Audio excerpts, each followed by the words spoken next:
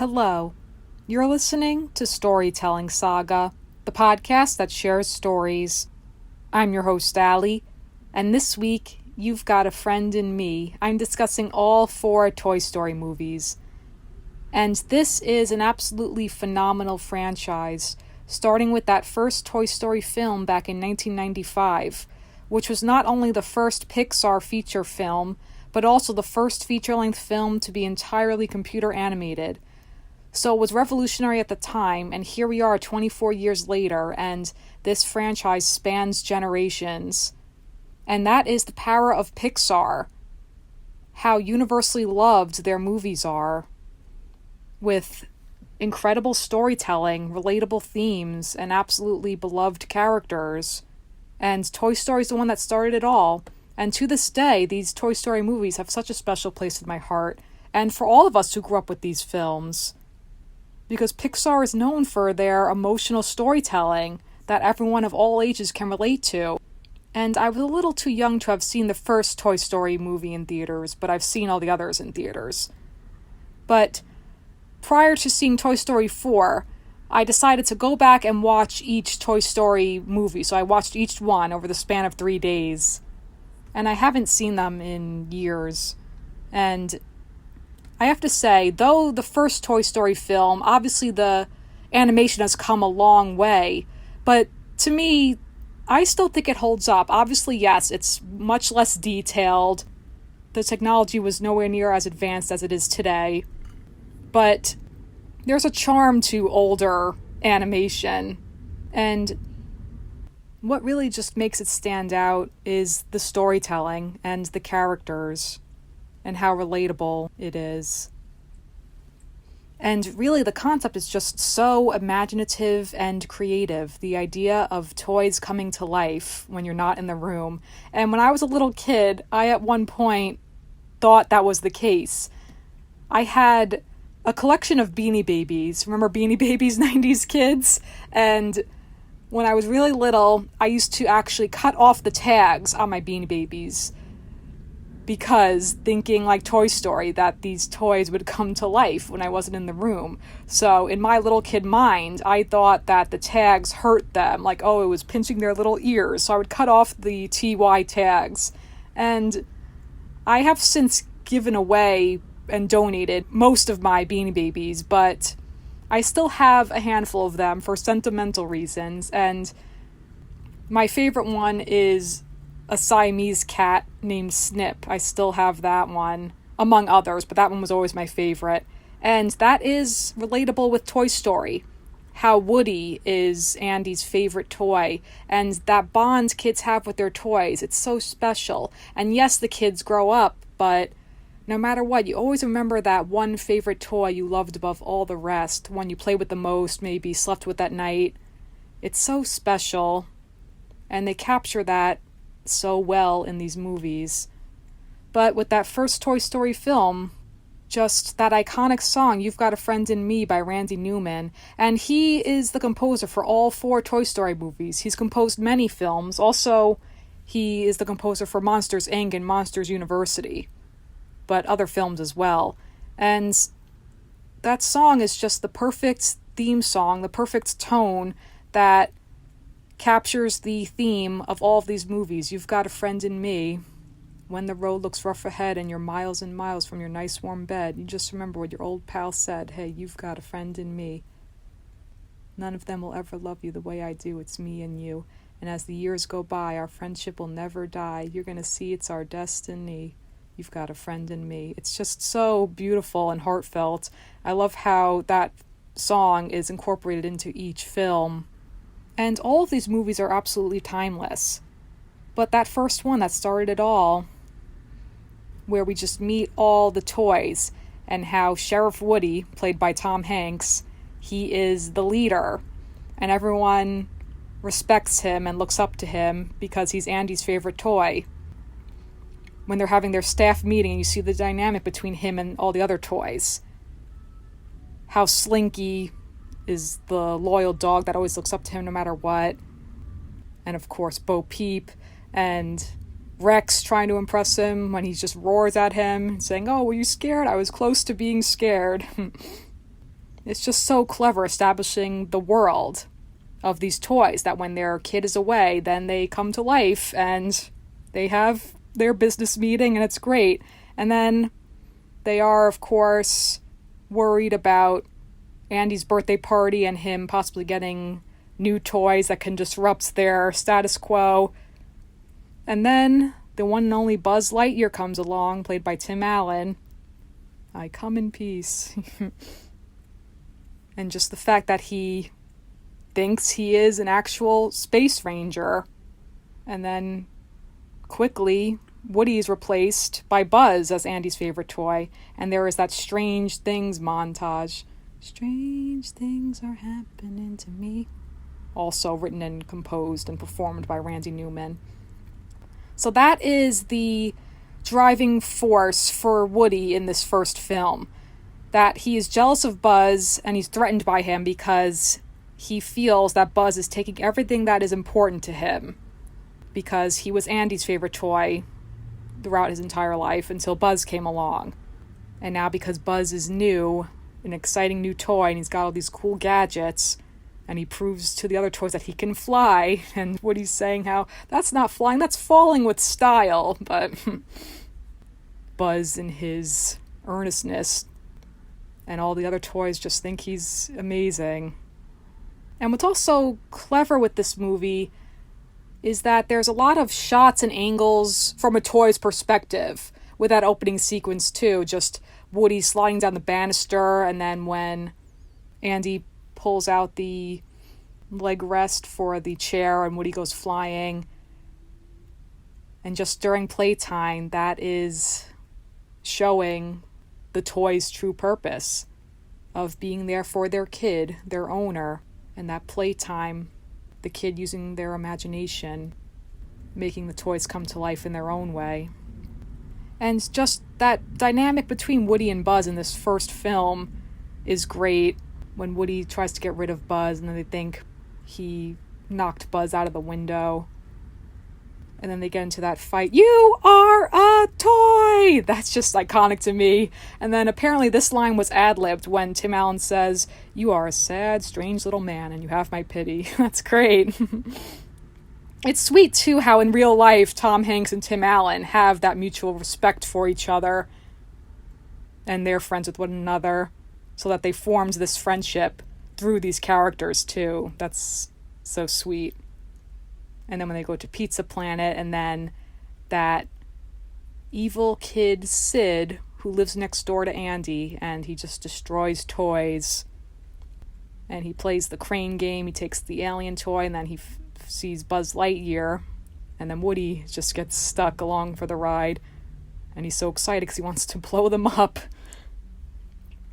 And it's great, too, when you see all of those dismembered toys and you think that they are the quote-unquote bad guys because Woody and Buzz think that they're cannibals. But in fact, they help one another. After Sid destroys them, they put them back together and they realize, oh, they're just regular toys like them. They just, unfortunately, were destroyed by Sid.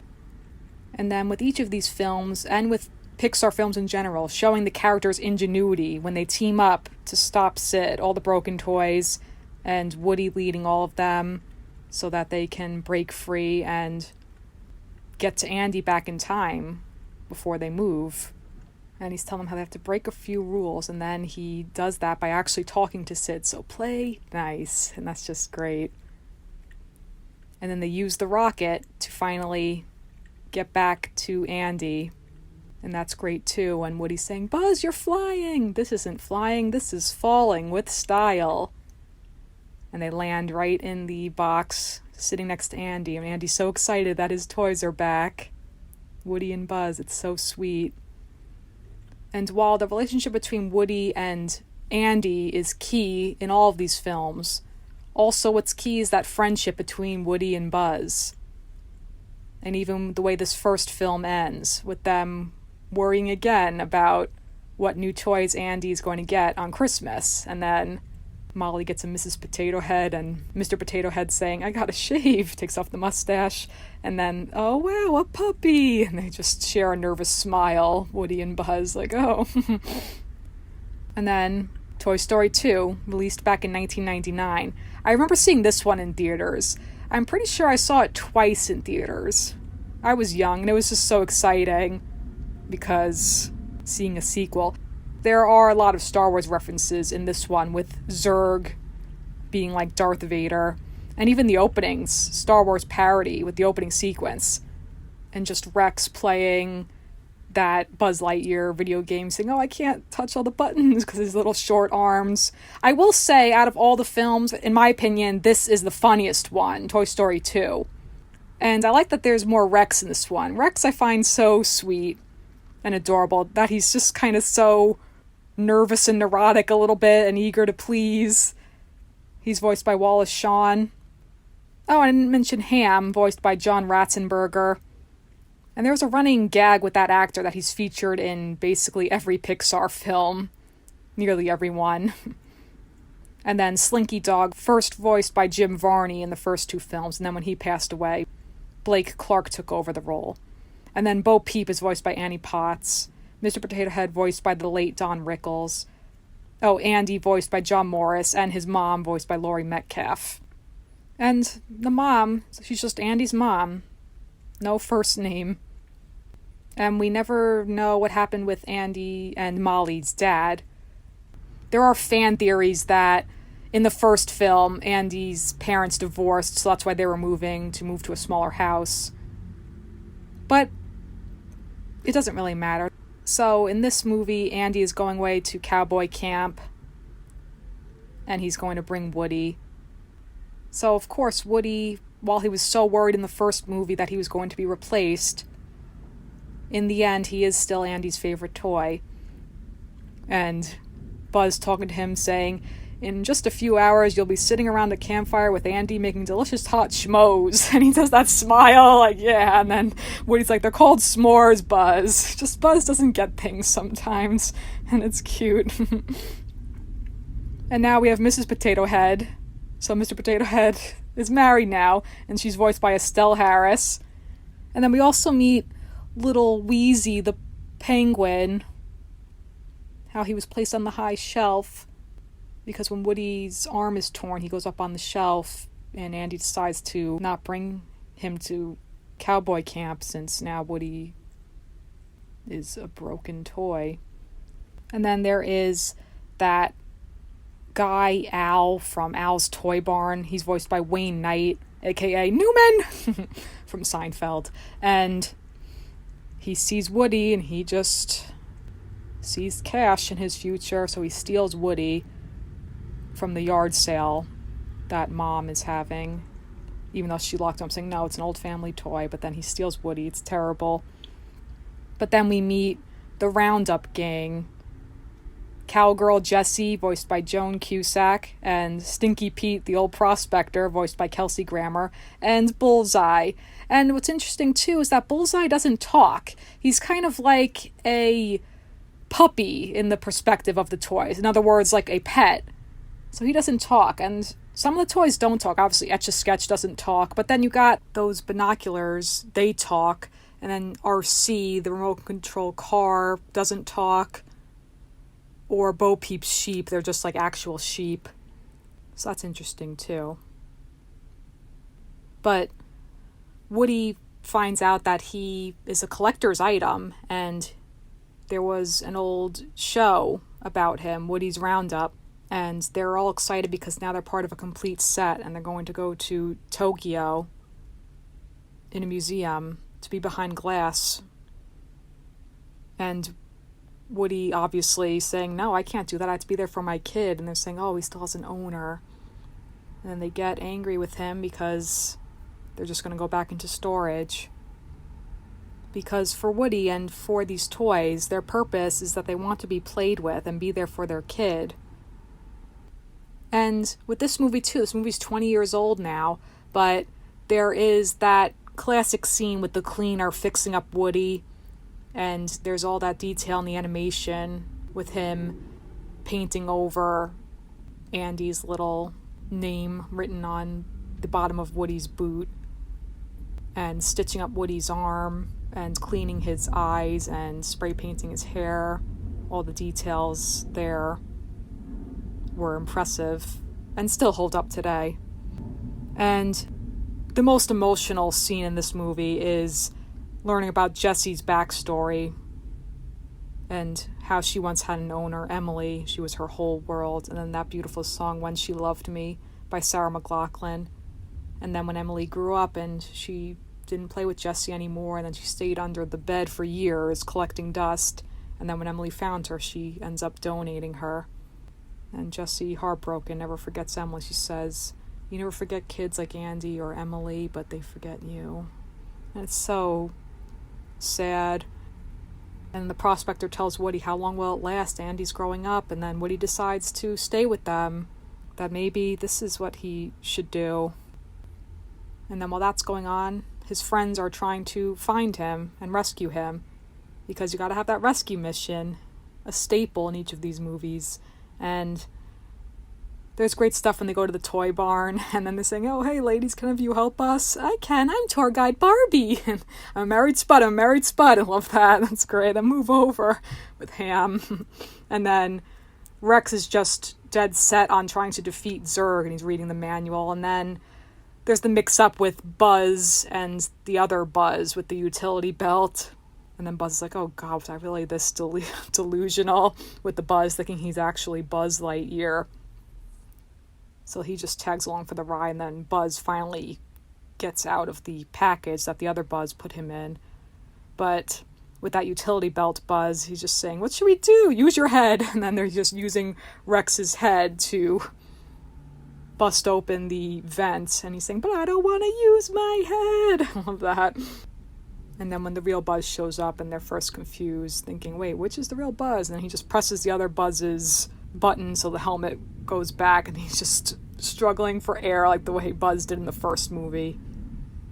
He lifts up his foot, showing Andy's name.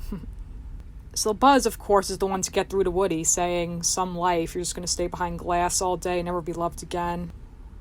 And then Woody watching an old Woody's Roundup again and singing "You've Got a Friend in Me" with the little kid hugging him, and he realizes he has to be there for Andy. That's his kid. And he wants Jessie and Bullseye to come with them, and Prospector. But then we get the classic villain reveal that Prospector is the one who was doing all those things to keep Woody there, because he's selfish, and without Woody, he can't get what he wants. But then when they go to the airport, and the toys just using their cleverness, working together, when they're just driving the car.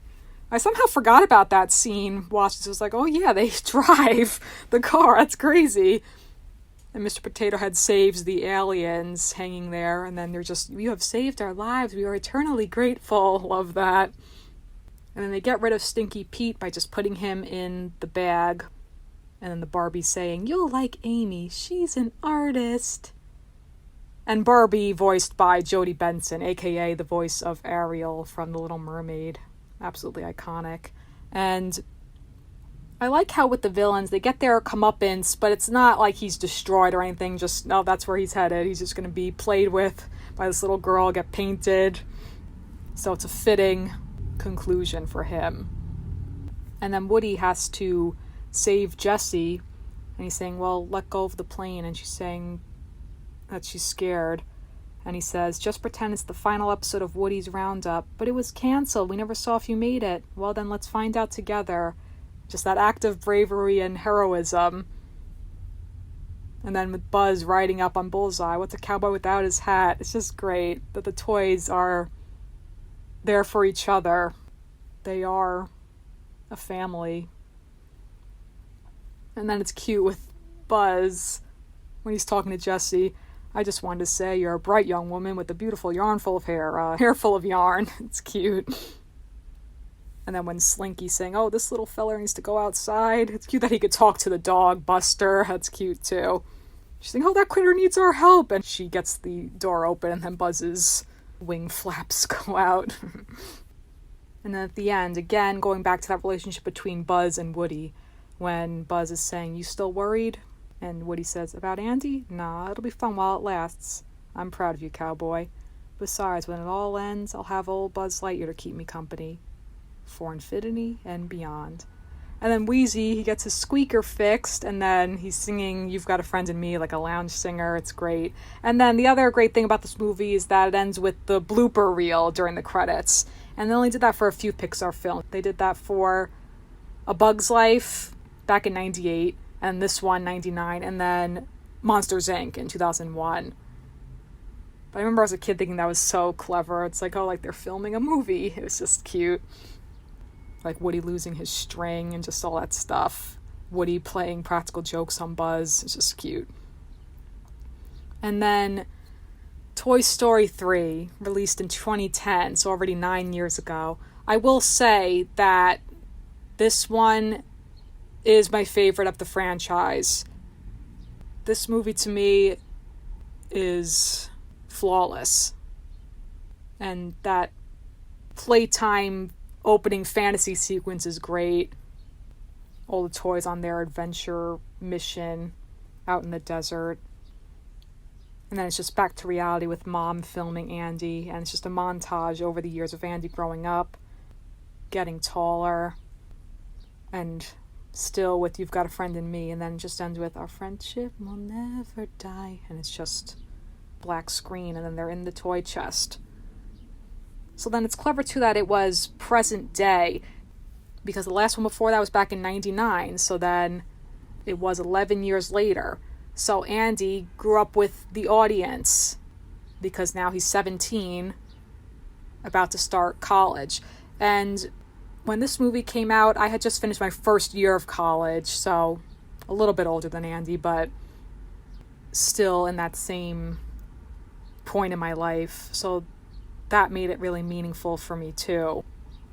And the toys have just stayed in the chest, and they want to be played with, and they try to get Andy to play with them again by making the phone call with the cell phone, but it doesn't work because he's a teenager now. He's moving on. He's starting a new chapter in his life, going away to college.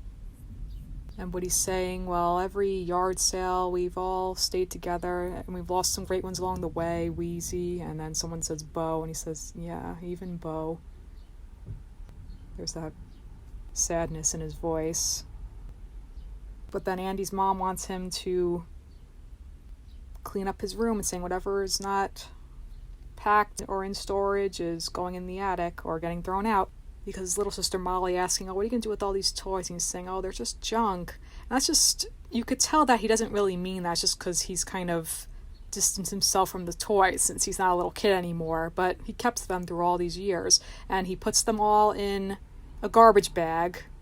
So the toys thinking they're going to maybe get thrown out. But then he puts Woody in the box for college, taking him away to college. And everyone else is going up in the attic. But then Andy's mom just takes the garbage bag thinking it's trash and puts it out on the curb. And they're pushing Rex through, and he's like, ugh, like pushing him through with his tail to try to break out. And then they're hurt and rejected, saying, oh, he called us junk. And Woody trying to convince them, no, he's putting you in the attic. And then Jesse gets an idea that they could go to Sunnyside Daycare. And that's something I respect about Andy's mom. She just gets things done. With that yard sale, she just does things quickly. And with this too, the Sunnyside Daycare, like, just take your toys, we're going to donate them. Taking them to new little kids to make a new generation of kids happy. Since now her kids are getting older and they don't play with the toys anymore. So it seems like a whole new life for Andy's old toys, that they are excited. Like, oh, we can get played with again. We haven't been played with in years. And they meet Lotso Huggin' Bear, who's basically like a Care Bear. And then Barbie meets Ken, and it's just love at first sight. Love your leg warmers. Nice ascot. That was great, as in his scarf. And then he's saying, oh, come live with me in my dream house. I know it's crazy we just met, but they just hit it off, and it's cute. But then when they're played with in the caterpillar room, the little kids, they're too young and they play so rough, whereas in the butterfly room, they're a little older and they play nicely with the toys. But Woody wants them to go back, that they're Andy's toys, but then they're saying, well, wake up, he's growing up, he doesn't need us anymore. And Woody's saying, well, I can't believe how selfish you're all being. And Buzz walks up to him, holds out his hand, but Woody just tips his hat and he walks away. So they go their separate ways. And then as Woody's escaping, though, then he just gets caught in the tree. And the little girl, Bonnie, who is the daughter of the woman running the daycare, she sees Woody, and she's so excited. Oh, a cowboy doll! And she takes him home with her. And we meet her toys. You got the girl dinosaur Trixie, voiced by Kristen Schaal. Buttercup, the unicorn, voiced by Jeff Garlin. You got Dolly, voiced by Bonnie Hunt. Mr. Pricklepants and the little peas in a pod. They're so cute. And there's that whole scene when Woody is being played with. He hasn't been played with in years, and remembering what that is like. And just when she throws them all in the air, it's like he's flying, and it's just an incredible moment for him, reliving all that joy of making a kid happy. And then from her other toy, Chuckles, the clown, he tells Woody, they're saying, oh, how'd you escape Sunnyside? Saying, what are you talking about? He talks about Lotso, that he had the same owner, him and Big Baby, the baby doll. They had an owner, Daisy, and she loved Lotso. But then when she was playing with him, and then she fell asleep, and then the toys accidentally got left behind. So they made their way back in the pouring rain, and then they saw that Lotso was replaced. And that's when he snapped, saying, oh, she doesn't want you anymore. And Chuckles saying, no, she just replaced you. But that's it. He turns, and now he's running Sunnyside like it's a prison. So he turns out to be the surprise villain in this movie. That if he can't have Daisy, no one can. And he's just become selfish and bitter, thinking, well, kids don't want you anymore. They grow up, so he's just angered and hurt, and so he takes it out on all the other toys, and it's so sad. And then there's the clever thing with Mrs. Potato Head that she had lost her eye, and then it's back in Andy's room, and she's able to see that Andy's packing, and he's upset because he had meant to put the toys in the attic. Then they realize Woody was right, and that they have to get out of there to be there for Andy. And then Woody goes back to save them. And then they recruit Buzz, and they switch him back to demo mode, so he thinks he's a space ranger again, and he's got them locked up in their little versions of prison cells. But then they all work together to come up with the plan. I love that whole sequence, too, with them just using their ingenuity, as always, to break out of Sunnyside. I think of every little detail, with Mr. Potato Head going back in the box, the sandbox, and then him taking out all of his parts and then using a tortilla so he can break out, and then Ham and Rex getting into a fight so then to cause a diversion with Buzz, and then the monkey watching that, so then Woody's able to tie up the monkey that always smacks the cymbals to alert Lotso about anything, someone trying to escape. And then Barbie too, going back to Ken and then saying, oh, you have a fashion show for me, Ken, and then him trying on all the outfits, and then she just wants to know how to get Buzz back to normal. So then when they do that, they accidentally switch Buzz to Spanish mode, but they're saying, oh, well, no time, and then they end up at the dump, and Woody's saying, what about Daisy? And poor Big Baby is sad, missing Daisy, and he's saying, well, she doesn't love you anymore. And then Big Baby throws him into the dump, and then the trash truck comes. And then it's so infuriating too when Woody still goes back to save Lotso, leaving no toy behind, and then when they are about to go into that incinerator, and then he still helps him up, and then he's saying, where's your kid now? And he just leaves. And you know that scene, that is one of the most emotional scenes, but not the most emotional scene in the movie, but when they think that is going to be the end, and Jesse just saying, what do we do, Buzz? And then the music's swelling, and then one by one, the facial expressions changing, realizing this is going to be it, and they each join hands. It's so emotional, and they're saying, it's just, they're communicating, just looking at each other, just, we're here for each other, even though this is the end, we're family, we love each other. It's so intense and moving. I'm getting emotional just thinking about it. But then, of course, they're saved at the last second by the aliens, the Claw. I remember in the theater, I'm pretty sure everyone cheered just out of relief and like, oh, yes, like this, they're saved. Because, watching it, that something in the nick of time will save them, but it's just so emotional in the moment, them uniting together just despite thinking that this is going to be the end. It's just so great. And then that meaningful callback now reversed with Mr. and Mrs. Potato Head saying to them, "You've saved our lives and we are eternally grateful." And then him saying, "My boys, Daddy." It's just so cute, so sweet. And something I really like too that I didn't really pick up on, or I just forgot, or didn't really notice, but only now, this most recent viewing, was that when they're all just free and then Buzz and Jessie are still holding hands and they just look at each other smiling, and they don't shy away or get nervous the way like just let go. They just stay holding hands looking at each other. And I found that really sweet. They didn't shy away from their feelings because they clearly like each other, and it's just, I care for you, you care for me, and showing each other what they mean to each other, that they're holding hands. I just found that really sweet. That's really nice too. And with Lotso too, he gets his comeuppance, that he ends up at the front of that garbage truck, the guy finding him saying, "Hey, I had one of these when I was a kid, strawberries," and then the other toy saying, "You might want to close your mouth," with all the flies. But of course, the absolutely incredible scene in this movie where first they were going to go up to the attic and then Woody going to go off to college, but then when he looks at the picture of all the toys and Andy when Andy was younger, first he focuses on him and Andy, and then he focuses on him with all the other toys, and he realizes where they all belong. And he quickly writes the note just in time, and then Andy sees it and he's saying, "You think I should donate these, Mom?" She's saying, "Whatever you want to do, honey, they're your toys." And then he takes them to the little girl Bonnie. And this scene, to me, is one of the greatest scenes in any movie. I sincerely mean that. It's so moving. It's so profound. I absolutely love it.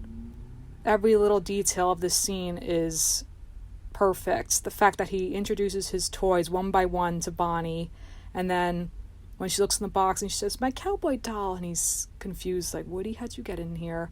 And she's like, "There's a snake in my boot." And so she's already bonded with this toy.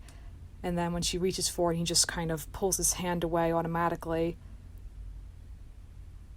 And she just sits there and waits patiently and listens to him as he explains, where he just looks at Woody and then he realizes she needs Woody too. And he says, "Now Woody, he's been my pal for as long as I can remember. He's brave, like a cowboy should be, and kind, and smart. But the thing that makes Woody special is he'll never give up on you, ever. He'll be there for you no matter what. You think you can take care of him for me?" And she nods and he says, "Okay then." "Oh no, Dr. Porkchop's attacking the haunted bakery."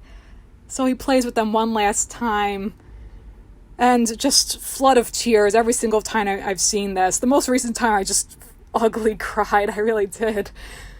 Because it's just so relatable that kids grow up and move on, and though he has that sentimental connection with these toys, that it's more meaningful to pass them on to a new little kid who's going to play with them and love them the way he did, bringing her happiness now.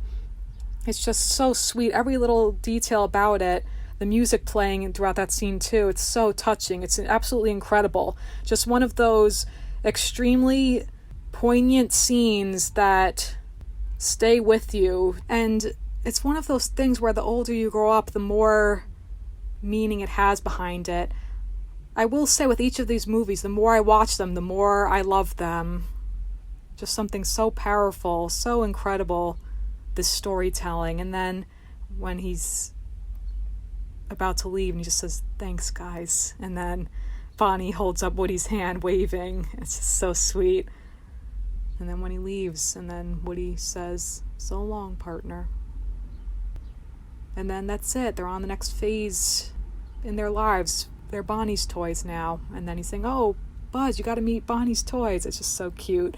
And then with the montage at the end, it's kind of like an epilogue of sorts, seeing now Sunnyside is running the way it should be, with the toys all working together, and they take turns with the rougher little kids playing. And the great thing, too, with the soldier toys that leave at the beginning of the movie, now they show up here at Sunnyside. I love that, too, that Pixar, they think of every little detail. It's so great. And then Barbie and Ken in the dream house. You see Trixie and Rex playing together. And then Bonnie's toys, the new and olds, all becoming a new family now. And then Woody reading the letter saying, oh, that's great, that's Sunnyside, everything's going well. And that Barbie sure has nice handwriting. And they're saying, that's not Barbie, it's Ken that wrote it. So I guess you could say Sunnyside is sunny once again. Hope to hear from you soon. We're all super excited about your new home. Hugs and kisses to everyone. It's just so cute. And then when Jessie just turns on the music, the flamenco, and Buzz is dancing, he's saying, oh, I don't know what came over me. And she says, just go with it, Buzz. And they just start dancing together to the Spanish version of You've Got a Friend in Me, Hay un amigo en mí. So it's just great. That bond between the toys and that bond with Andy that will always be the most important to Woody, but now he's knows where he belongs. That though their time together is over, that will always be his kid, no matter what. So to me, Toy Story 3 was the perfect conclusion to this franchise, the 3 movies, the trilogy. I'm sure most people felt that way. So then when they announced the Toy Story 4, and that it was going to be more focused on the toys and bringing back Bo Peep, that was going to be more of a love story with Bo Peep and Woody. That's how it was first pitched. I remember reading about it a few years ago. And it was first supposed to be released in 2017, but then they pushed it back to 2019. And then they introduced the concept of Forky, that this toy that was created, that it thinks it's trash, it doesn't want to be a toy, it doesn't want to be alive. So it brings up this existentialism that, well, what constitutes a toy?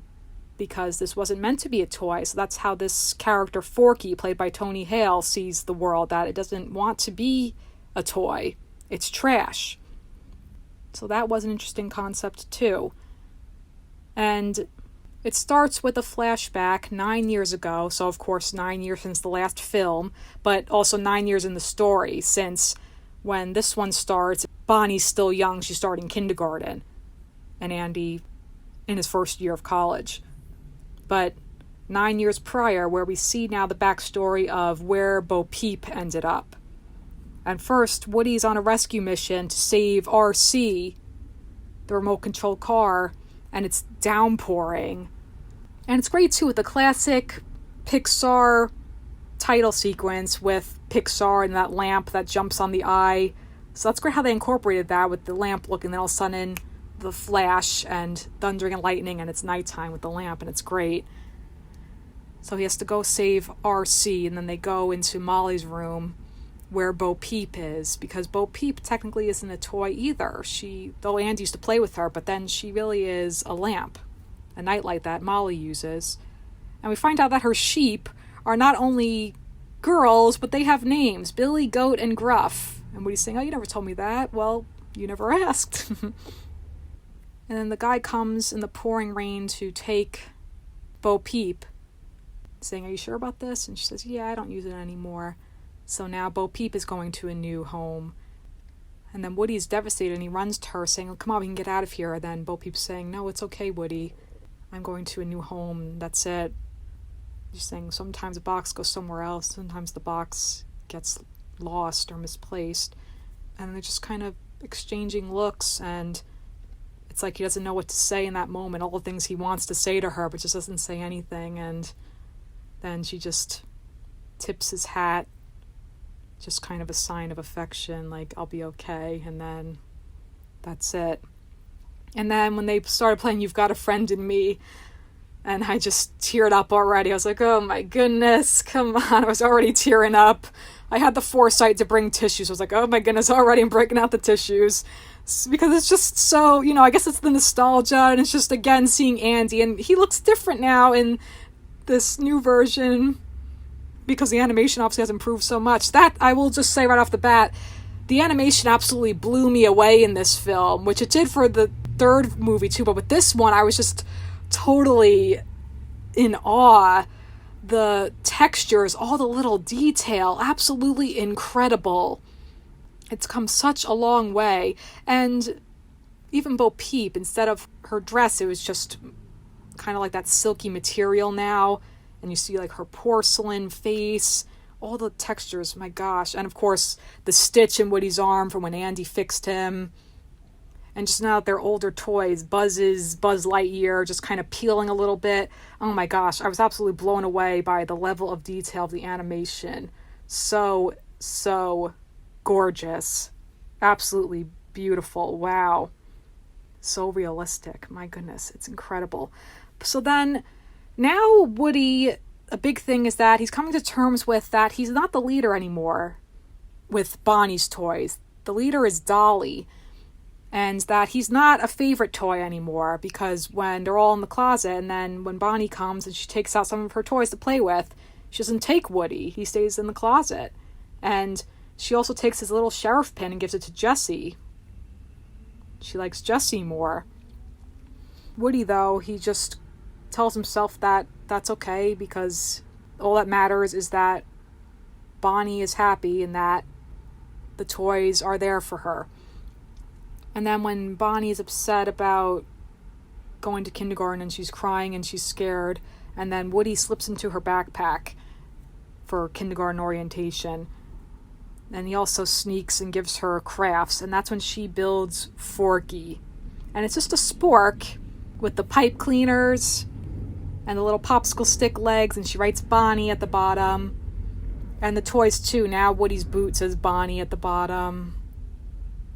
After that montage with Andy playing with them, and then when he gives Bonnie all his old toys, that was great too. But then Forky, when he comes to life, the first thing he does is scream, because he doesn't know what anything is, and he just thinks he's trash. He wants to keep going into the trash. So it's just this toy that doesn't want to be a toy. But Woody is basically a mentor to him now. He's come a long way, Woody, where now he's saying, no, you got to be there for Bonnie. You're her favorite toy. She needs you, but he just wants to go in the trash. So then all night long, he's trying to jump into the trash can, and Woody just keeps putting him back on the bed with Bonnie. And then when she just is asleep and she just snuggles up, just reaching for a fork, but then she just takes Woody and snuggles up to him. And Woody just kind of forgetting what that's like, and then he just snuggles up and smiles and closes his eyes, sleeping next to Bonnie. And then when they go on an RV trip and Forky finally escapes, he's saying, I was made for soup, salad, baby chili, and then the trash. And he just jumps out the window, and then Woody's saying, I gotta go save him. That it's his inner voice telling him. And Buzz taking that literally. Oh, your inner voice. Who do you think it is? He's saying, no, it's your conscience, your inner voice. So that's a cute little running gag in this movie, just Buzz using his literal inner voice, like there's a secret mission in uncharted space, pressing the button on his voice box thing. Like, no time to explain, it's just great. So I will say that in this movie there weren't enough of the original toys. Only a little bit here and there, but it wasn't like a subplot with the original toys so much. Just a little bit with Jessie trying to help Buzz and all that, and them working together later on, but that's something I missed, the dynamic with all of the original toys. Because then the whole big thing is that Woody he finds Forky, and then as they're going back to the RV, Woody's saying, you have to be there for Andy. And then Forky's saying, Andy? Who's Andy? And then Woody's like, Bonnie. Because Woody misses Andy, and that with Bonnie, it's a different kid now. He's not her favorite toy, but Forky is her favorite toy. And then so he tells Forky all about Andy. And then he's saying, so a toy makes you feel safe and warm. That's what you do for Bonnie. And then Forky begins to understand, like, oh, I'm her trash, her toy. That's how he sees things. Oh, I'm her trash, safe and warm and cozy. So then that whole existential crisis ends there. Then he realizes, oh, I want to be there for Bonnie. So with the trailers, it made it seem like that was going to be a whole big thing for the arc for Forky. But now, after Woody convinces him, then that's it. He knows his purpose now. He wants to be there for Bonnie. And Forky is a great character. Just really learning things about the world and about toys. And then when Buzz goes to try to find Woody and Forky, then he ends up at the game booth at the carnival. And that's where he meets Bunny and Ducky. Bunny played by Jordan Peele and Ducky played by Keegan-Michael Key, aka Key and Peele. They're a great comedic duo, and now Jordan Peele directs all of those really popular horror films like Get Out and Us. But anyway, so they're a great comedic duo, those two. They have more of the comic relief. They're kind of like the Timon and Pumbaa of this movie. But then when they're about to go back to the RV, then all of a sudden Woody gets distracted by an antique store, seeing this lamp, and he just thinks of Bo, that maybe Bo is in there. So when they go in there, looking around a little, they don't see Bo, and then they're going to leave, but then this other toy shows up, this doll named Gabby, and she seems particularly fascinated by Woody's voice box. So what's interesting about this character is that she seems like she's going to be the villain. So instead of the classic villain reveal that we see in a lot of these Pixar and Disney movies, instead it's basically the opposite in this, where she's actually not a villain. We end up sympathizing with this character. She ends up being a character that Woody helps out. So I liked that. It was basically the opposite. I liked that. That was interesting. But then Woody and Forky are separated because Forky's still trapped in the antique shop. He's behind the glass now with Gabby wanting to learn about Woody.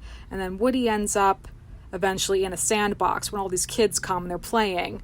And then it's that magical moment where Woody and Bo reunite. Just a little kid playing with Bo and Woody, and it just, though the toys aren't moving, they're just staring at each other like, oh my gosh, it's really you. And it's that great moment where they reconnect again after all these years. And we find out that Bo is a lost toy. She's been a lost toy for 7 years, and Woody's first saying, oh, I'm sorry, Bo, but she's happy being a lost toy. And she's got her own little toy companion named Giggle McDimples. And she's this little cop toy, and she is a Polly Pocket, and that took me back for a second. Polly Pocket toys. I loved those when I was a little kid. And basically Bo just on her own, and she has that remote control skunk thing she rides around in and collecting stuff. And Giggle McDimple saying, oh, what's the deal with this rag doll? Just learning about him. And Bo just has this new purpose now where she is a lost toy, a rogue toy, just on her own. And then Woody explaining, I have a little girl. And I was saying, oh, you have a little girl? Like asking about all the old toys. And then when Buzz catches up to them again, she's saying, oh, Buzz, my old move-in buddy. That was cute. And then they go back to the antique shop.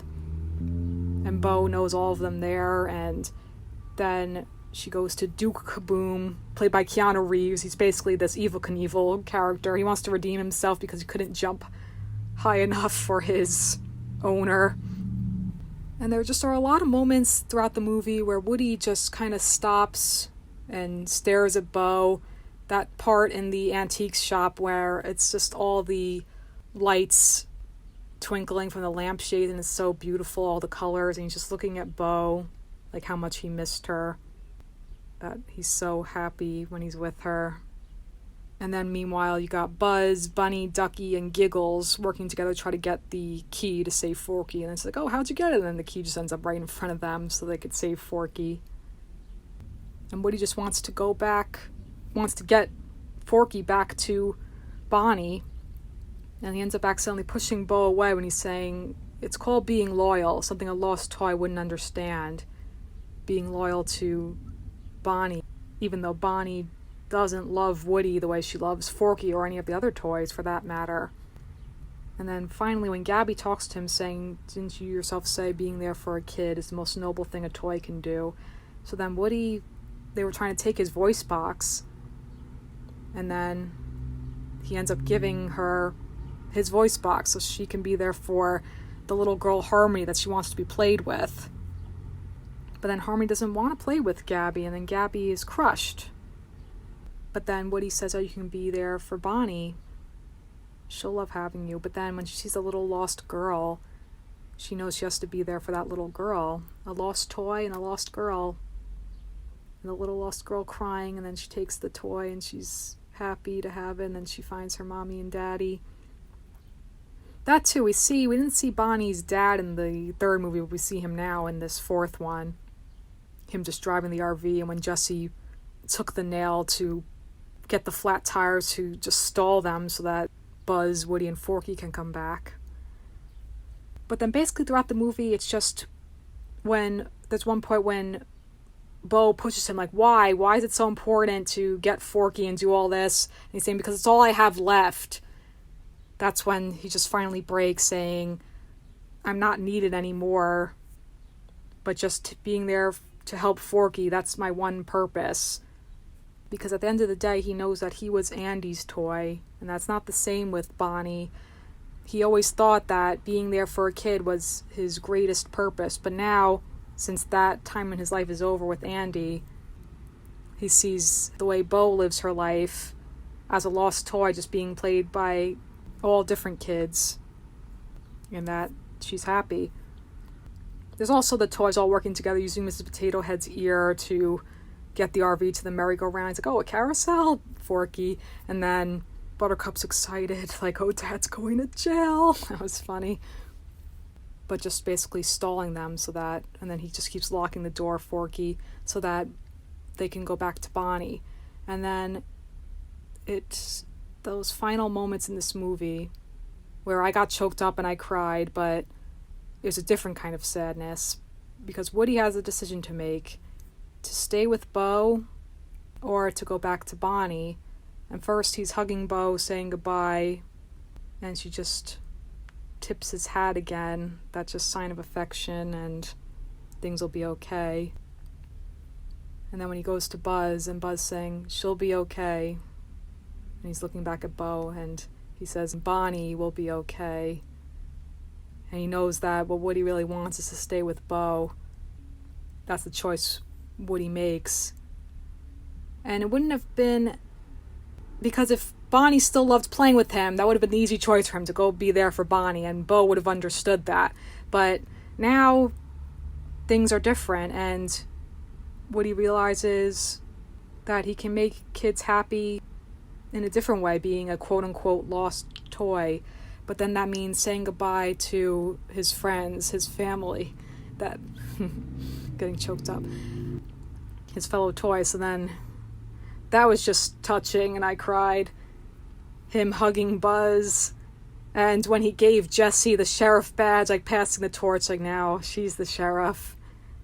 And when they're saying, oh, he's a lost toy, and Buzz says he's not lost anymore because he's with Bo, and he loves Bo.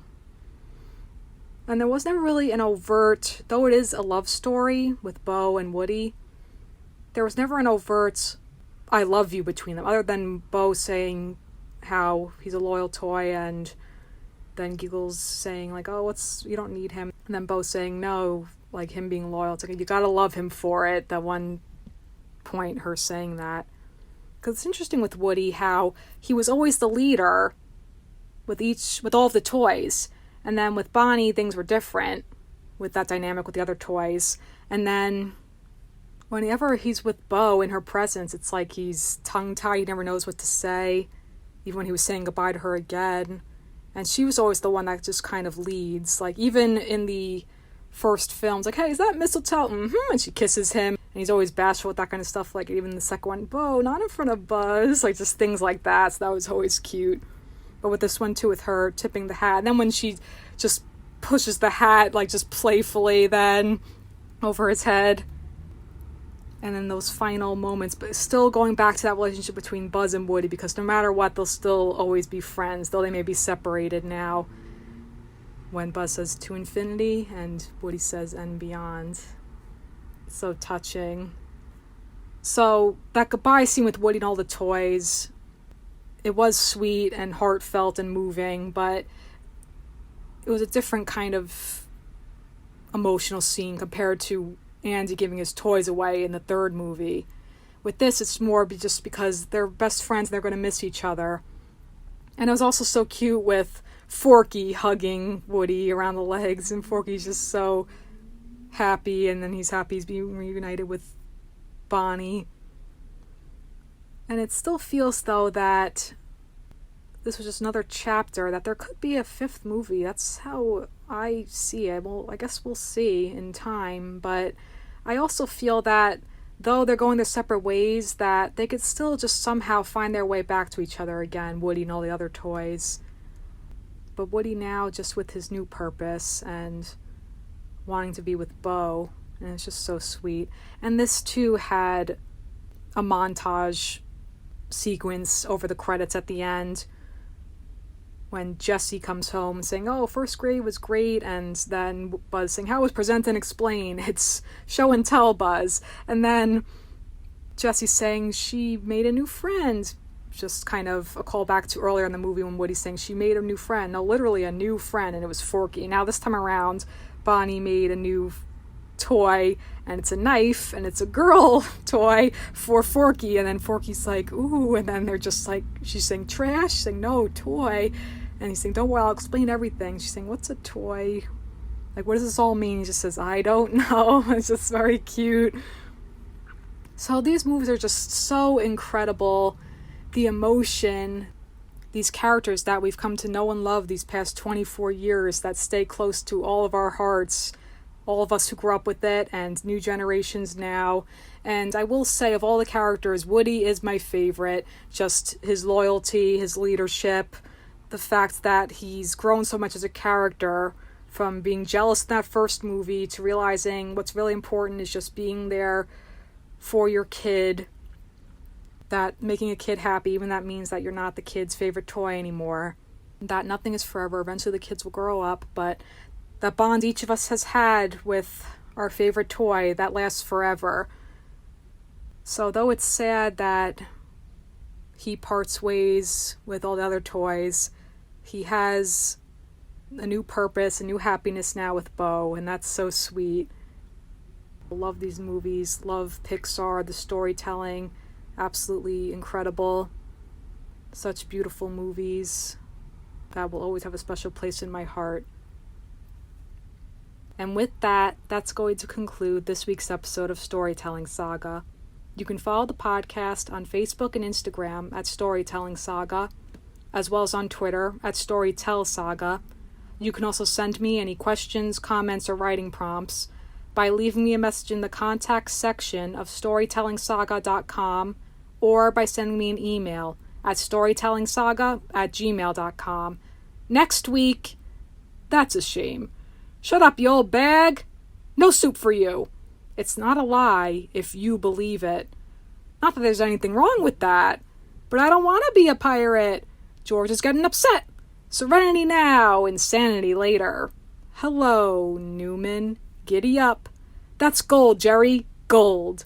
I'll be discussing the iconic show about nothing, Seinfeld. Until then, thank you for listening, and remember, write what you love.